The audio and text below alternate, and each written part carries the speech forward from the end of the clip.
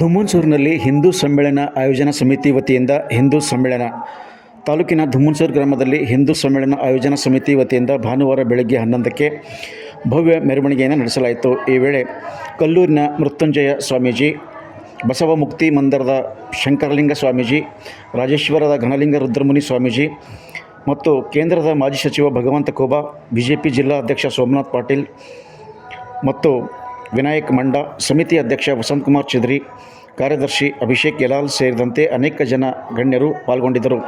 ಮೆರವಣಿಗೆಯಲ್ಲಿ ಪೌರಾಣಿಕ ದೇವತೆಗಳು ಹಾಗೂ ದಾರ್ಶನಿಕರ ಪಾತ್ರಧರಿಸಿ ಮೆರವಣಿಗೆಯ ಮೆರಗನ್ನು ಹೆಚ್ಚಿಸಿದರು.